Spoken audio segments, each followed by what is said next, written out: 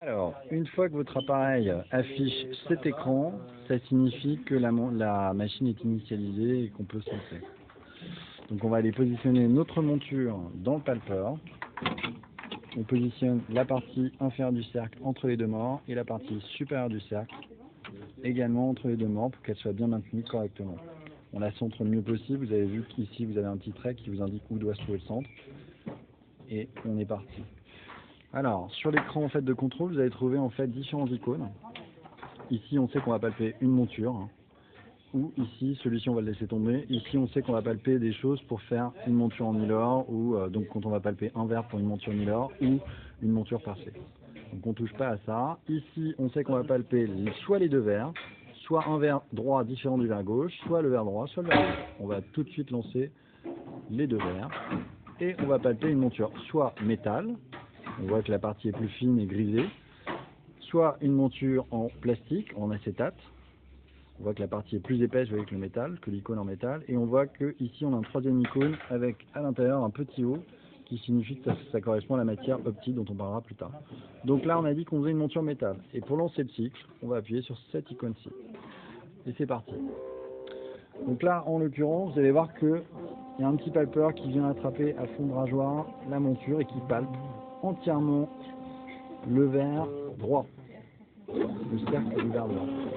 Donc en faisant ça, elle détermine évidemment la cote A et la cote B. Ensuite, étant donné qu'elle palpe le verre gauche, elle est capable de déterminer du coup la cote D, donc l'écart nasal, ainsi que l'écart monture, puisqu'une fois qu'on a la cote A et la cote D, on obtient l'écart monture. Une fois qu'on a obtenu l'écart monture, on obtient du coup le demi-écart monture. Et la seule chose qui nous permettra de déterminer le décentrement, ça va être de renseigner à la machine quels sont les demi-écarts pupillaires et quelles sont les hauteurs pupillaires. Donc ici, pour ne pas se tromper, vous allez voir que ce verre-là correspond au verre droit. Comment on fait pour ne pas se tromper? On positionne sa monture sur l'appareil. On observe bien que le verre droit, il est là, avec le nez à droite, et que le verre gauche, il est là, avec le nez à gauche. Et là, on ne peut pas se tromper. Donc là, on va pouvoir renseigner l'écart pupillaire de l'œil droit, on appuie fortement, on va dire 35 par exemple, et la hauteur pupillaire de l'œil gauche, on va dire 21 par exemple. Ici, vous avez l'autre œil gauche, même chose, donc on appuie ici pour valider l'œil gauche, et on peut renseigner les données de la même façon.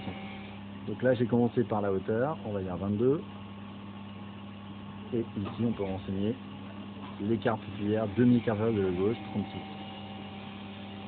Effectivement, on voit que la petite croix, c'est ce sur quoi on ira centrer le centre optique de l'univers, c'est décentré par rapport à cette petite croix bleue qui correspond au centre boxing de votre monture.